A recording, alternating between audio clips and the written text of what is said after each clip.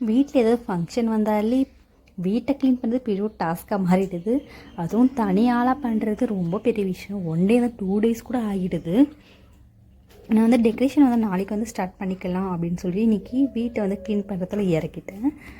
இந்த பர்த்டே கொஞ்சம் ஏன் நான் கிராண்டாக கொண்டாடணும்னு நினைக்கிறேன்னு பார்த்தீங்கன்னா, பாப்பா வந்து ஃபஸ்ட் பர்த்டேக்கு வந்து சுத்தமாக நடக்கவே இல்லை.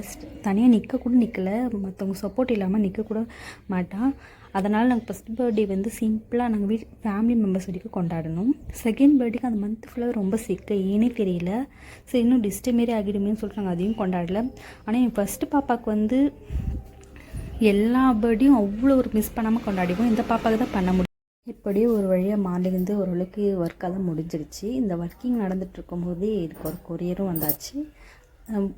நான் நைட்டி தான் ஆர்டர் பண்ணியிருந்தேன். இதை பார்த்தோன்னே என்னடா நைட்டியை நம்ம ஆர்டர் பண்ணோம் இல்லை ஃப்ராக் ஆர்டர் பண்ணோமான்ற வரைக்கும் கன்ஃபியூஷன் ஆகிடுச்சு. அவ்வளோ ஒரு சூப்பராக வந்துருக்கு இந்த நைட்டி. பார்க்கவே நமக்கு வந்து லாங் ஃப்ராக் ஃபீலில் வந்து இருக்குது. இதில் வந்து எலாஸ்டிக்கும் வந்து கொடுத்துருக்காங்க.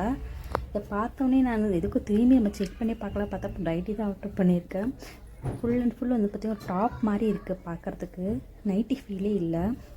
நெக்ஸ்ட்டு ஒரு நைட்டி வந்து பார்த்திங்கன்னா நெக் டிசைன் வந்து நல்லாயிருக்கு சொல்லி பார்த்து வாங்கினேன். இந்த சம்மருக்காக நான் வந்து காட்டனில் வந்து பார்த்து பர்ச்சேசிங் வந்து பண்ணியிருக்கேன். இப்போ பார்த்தாலும் ஒரே மாதிரி பொறுமை கொஞ்சம் டிஃப்ரெண்ட்டாக இருக்கட்டும்னு சொல்லி பார்த்து நான் வந்து பர்ச்சேசிங் வந்து பண்ணியிருக்கேன்.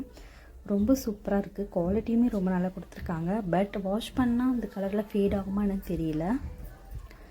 ஆல்மோஸ்ட் நான் வந்து பார்த்திங்கன்னா ஒரு 500 கூட 2 நைட்டிஸு, 300 கூட ஒரு நைட்டிஸ், அந்த மாதிரி தான் வந்து 2 நைட்டிஸ் இதுமாதிரி தான் வந்து பர்ச்சேசிங் பண்ணுவேன். இப்போ தான் ஃபஸ்ட் டைமே வந்து பார்த்திங்கன்னா ஒரு 400க்கு ஒரு நைட்டின்னு இப்போ தான் வந்து பர்ச்சேசிங் வந்து பண்ணியிருக்கேன்.